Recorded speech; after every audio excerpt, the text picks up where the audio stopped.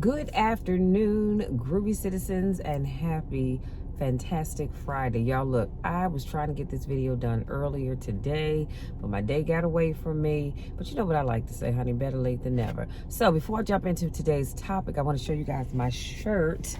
And so I can show it to you. It says Reese's Peanut Butter Cup. Now, I got this shirt because, number one, I do love Reese's, but I got it because it is orange. And it's bright. But also when I got this shirt, y'all, look what else I got. Now I'm going to wear these on Halloween. Y'all see these cute little pumpkins? How stinking cute is that? Okay. Got these from Walmart for $7.98. And not that I really get into Halloween like that, but I just love those pants with the pumpkins on it. So I have a pair that have like Christmas trees on it. I have another pair, I got them from Walmart, that have like the fireworks displays, you know, the lights bursting in the air and all that kind of good stuff.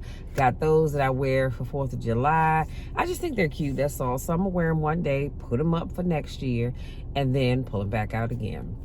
So I have that, and then when I'm done with this video, I bought me some flowers because I don't have time for all that watering and stuff. So my mom and I, we went across the street to the Dollar Tree, and I purchased some fall flowers to put in 7 pots in the yard. So I'm gonna get those in, and those will stay in there until the end of November.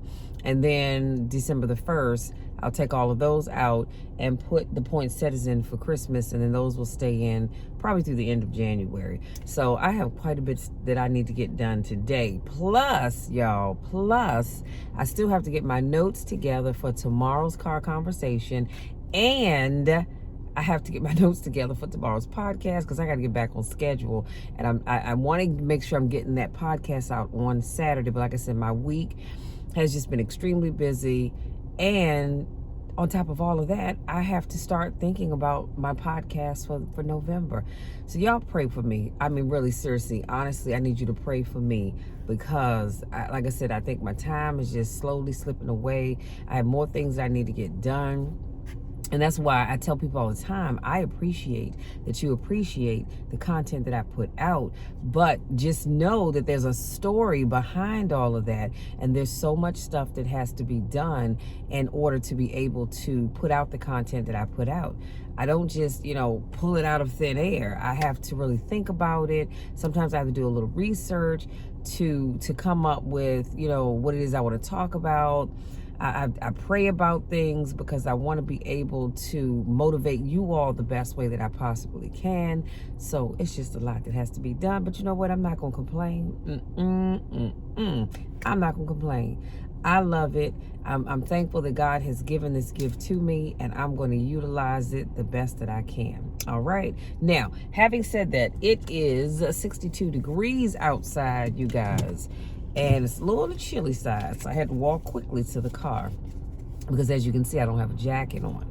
Now, let's jump into today's topic, y'all, because I could not wait to share it with you. Today's topic is trust the process. I don't know who needs to hear this, but somebody needs to trust. I'm sorry, this piece of hair is just not acting right. Trust the process. And let's unpack that a little bit more. So this first quote that I'm going to share with you is by Bishop T.D. Jakes. And he says, don't deviate, don't procrastinate, don't become frustrated.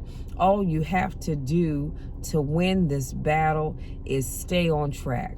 There are moments that try the human soul so violently and so perplexing that if the truth were told, all of us have had moments that we wanted to throw up our hands and walk away. And if you say you haven't, you're telling a bald-faced lie, because we all have had moments where we wanted to just throw up our hands and say, Lord, I'm done. I just can't do this. I cannot do this. It is too much. I've shared with you all before when I first got into powerlifting, my very first workout. When I tell you that I was so sore, there wasn't a bone in my body. My eyelashes hurt. Do you understand what I'm saying? And when I got outside where nobody could see me because it had started to get dark, I cried all the way to my car. And that day, it was so many people at the gym because y'all know Gold's Gym draws a crowd. I had to park way at the end of that row. And I cried all the way to my car. I sat in the car and I cried some more. And then I said, all right, Lord, give me the strength to drive home. Made it home. I pulled right here in front of my house and I cried some more. Why? Because I knew I had to get out of the car to go in the house. And there's 12 steps up to my room. I cried. Oh, my mom was like, how's the workout? I said, oh, it was great. But inside I thought, Lord, help me. Cried all the way up the steps to my room, sat on the edge of my bed, cried some more, cried coming down the steps, got in the shower, cried the whole time I was in the shower. I hurt so bad I couldn't even eat. I went back upstairs, cried myself to sleep. I didn't even go to work for 2 days because I hurt so bad. I said, I'm not going back. I can't do this. But then that something inside of me said, Michelle, you're not a quitter. You don't give up. Yes, it hurt, but you're going to stick with it. And it got a little easier. I was still sore from time to time because, as you know, the heavier that weight gets, the harder it is. But I didn't give up. But I wanted to. I wanted to throw in the towel. So we all do it. This next quote is by Steve Harvey, and he says, everything you're going through is preparing you for what you ask God for. You just got to quit tripping, he said, while you're in the process. I need to say that one more again because somebody in the back of the room, you blinked too fast and you missed what I said. But I'm going to say it one more time for you. Everything you're going through is preparing you for what you asked God for. You just got to quit tripping while you are in the process. You asked God for this. He's giving it to you. So you got to, as Steve says, stop tripping and just go through the process. Because that situation or however you're feeling right now, on the other side of that is the blessing that you've asked for. He says, because the process is necessary, you may not see it now, but when he gets you on the other side of it, you're going to see exactly why it went that way. And you're going to be okay with it because but quit tripping during the process. And that's really what all this is about. You're going through a process right now. I don't know what it is that you're dealing with in your life, and I don't need to know.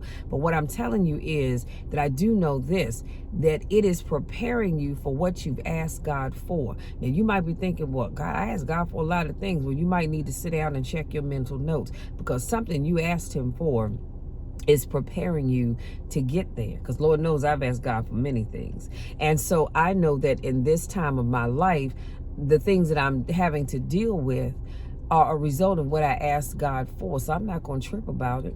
I'm going to put on my best smile and I'm going to keep pushing forward because giving up is not an option.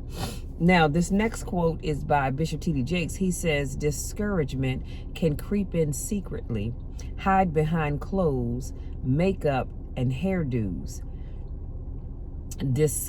Disgust is so bold that it will even hide behind a smile. It will always ride to work with you, and if it doesn't catch a ride going to work, it'll catch a ride on the way back home. Y'all, that'll preach all by itself. If you listen at discouragement, it will cause you to make bad decisions. It will cause you to think that life is not worth living and secretly hide behind the facade of a smile and a good morning and a praise the Lord and the how are you.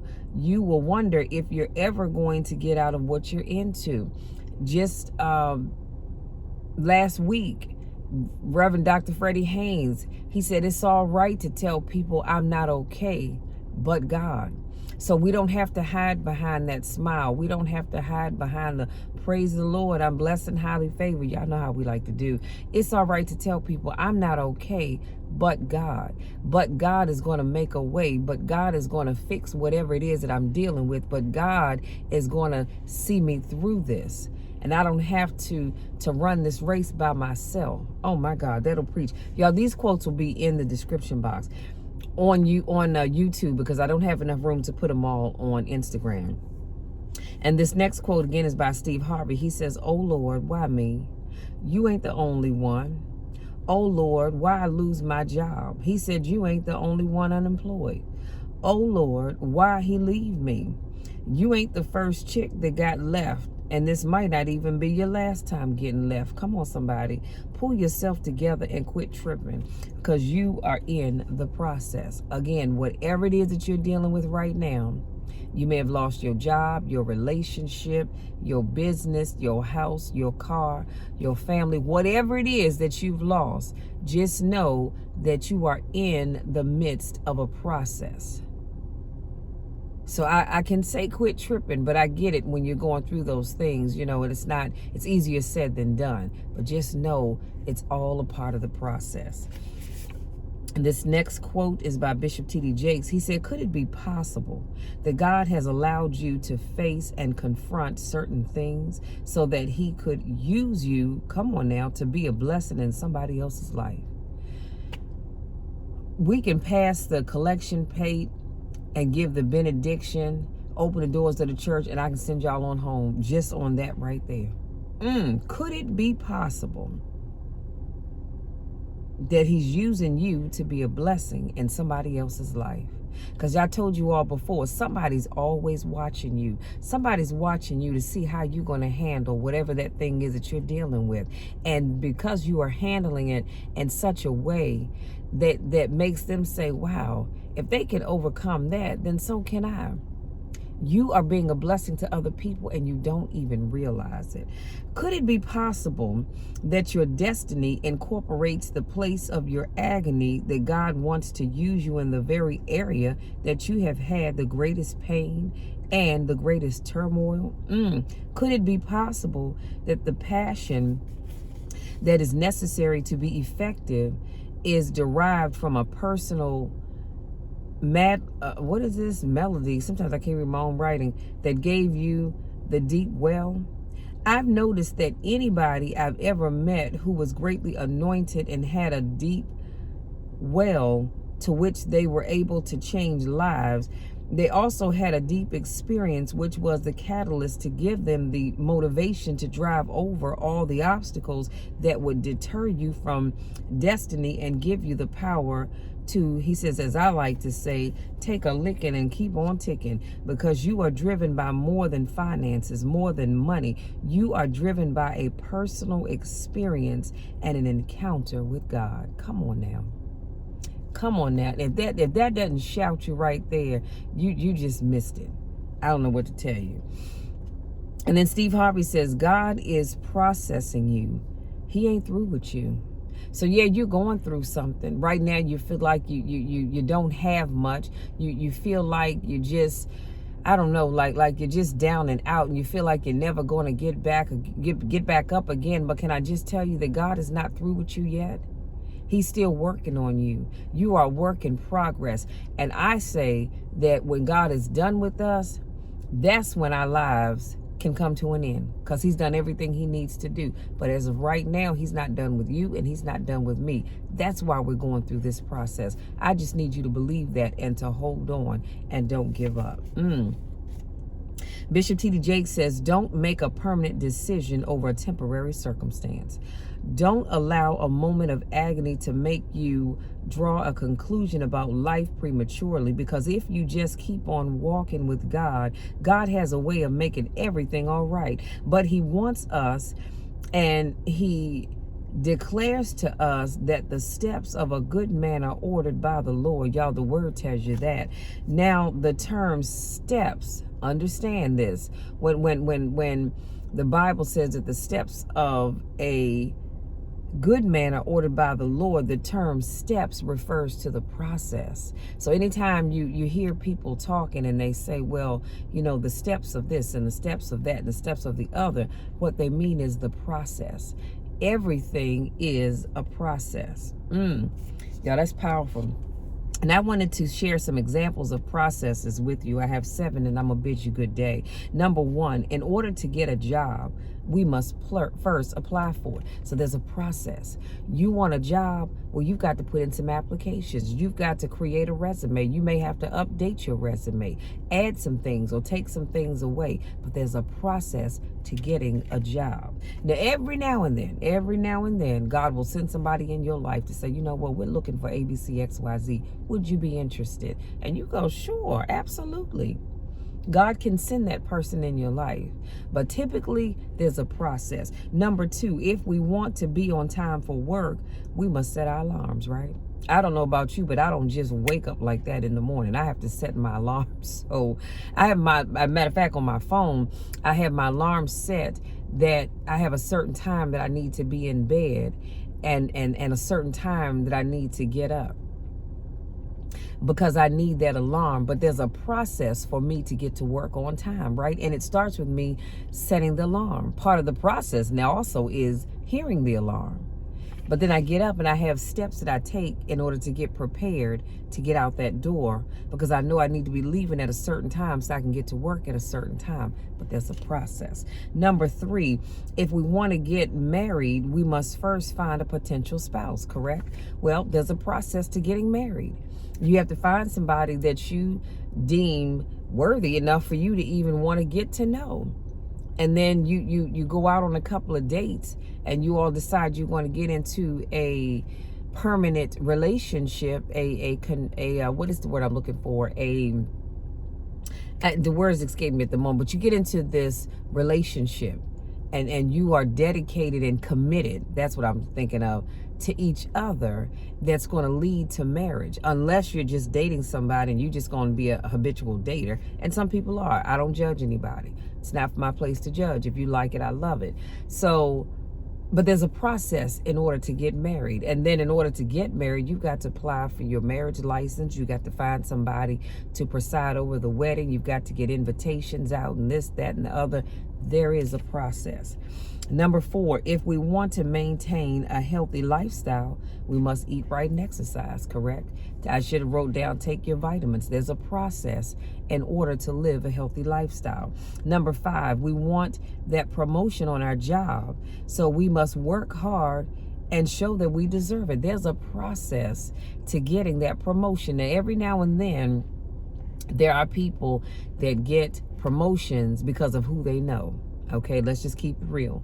Every now and then there are people who get promotions, all right, because of who they've been sleeping with. Again, I don't judge. If you like it, I love it. But for the rest of us, there's a process. We need to show up on time. We need to give 110% every time we show up for work. We need to show that we are worthy. There is a process. Number 6, if I want to be a motivational speaker and grow my YouTube channel, I must first start putting out content. There is a process. So when I do these videos, I do them because, number 1, I love to do them, but I love to motivate. But in my putting out content, that allows people to meet me, if you will, that otherwise never would get to know who I was, and they become my clients, or they turn me on to other people who become my clients, or somebody contacts me and says, hey, I have an event coming up and I would love for you to come and speak at my event. But there's a process in order for me to get noticed. I've got to do my part, and I've got to put out the content. And last but not least, I said, in order for there to be change, I must pray and believe. See, in order for there to be change, there's a process. Change doesn't just happen overnight.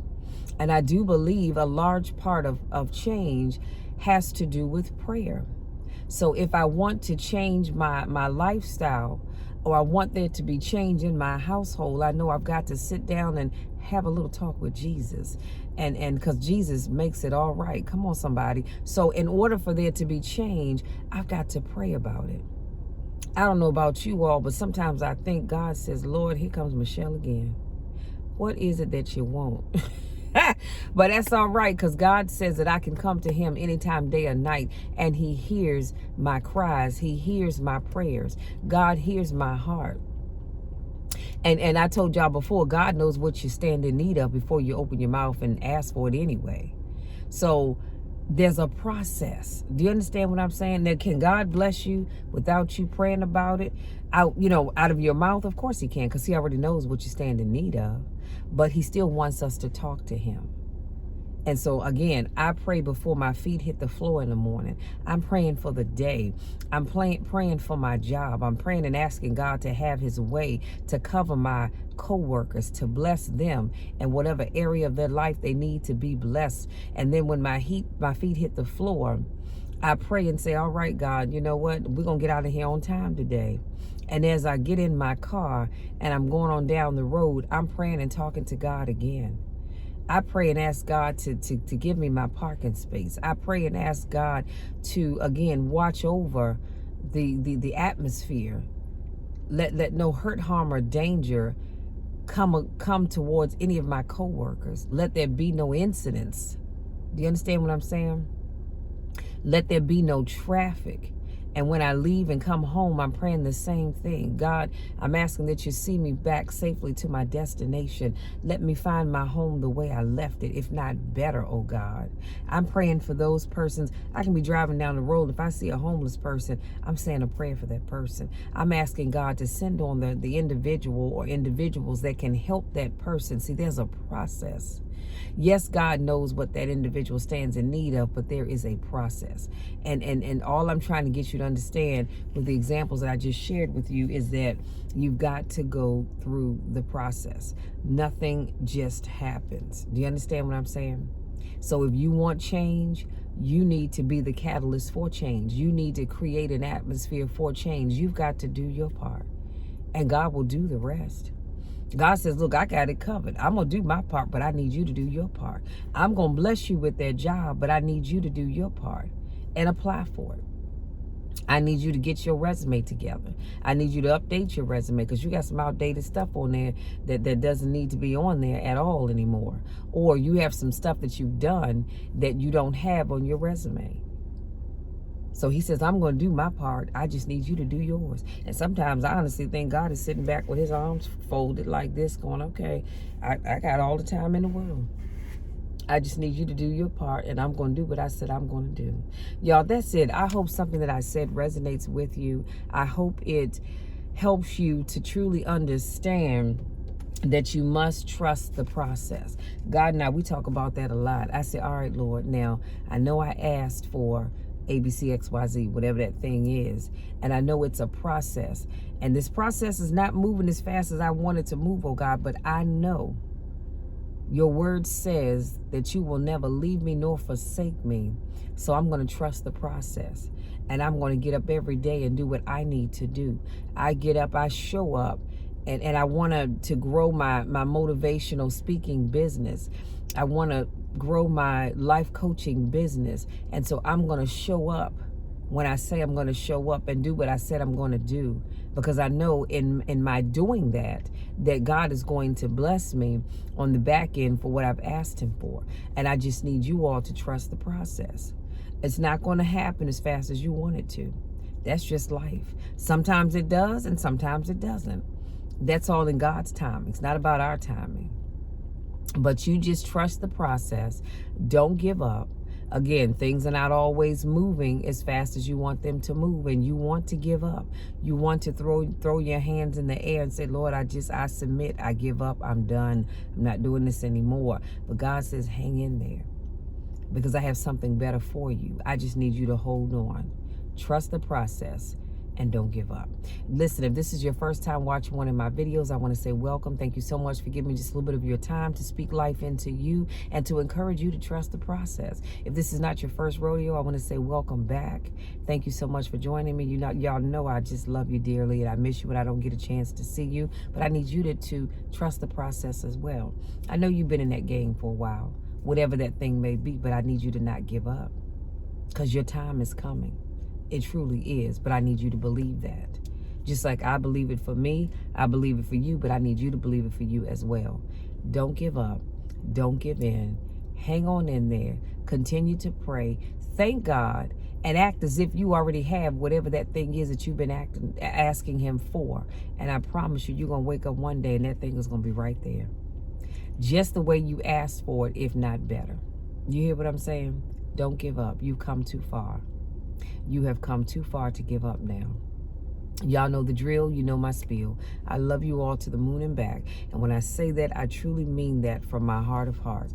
I truly mean that. I love each and every one of you. Many of you I've never even met before, and I probably never will get a chance to meet, and it's all right. But I love you anyhow. I'm always going to be here to support you and to speak life into you, because I believe that is my mission and my calling in life.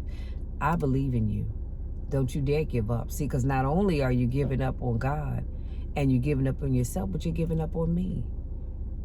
And I don't want you to do that, because I believe in you. I'm hanging in there with you. Whatever it is you're praying for, I'm praying for the same thing for you. Your time is going to come. It is going to come. Y'all know the drill. You know the spiel. I love you to the moon and back, and there's nothing, I mean absolutely nothing you can ever do about it. No matter what, there's nothing you can ever do about it. I'm always going to love you, and I'm always going to believe in you. Even if you have to change course, you might be on the straight and narrow, then you have to change course and deviate to the right or to the left. You might even have to backtrack a little bit before you can move forward again. But I'm still going to support you. I'm still going to love you, and I'm still going to believe in you. Trust the process. Love you all, and we'll talk again tomorrow. Until then, take care.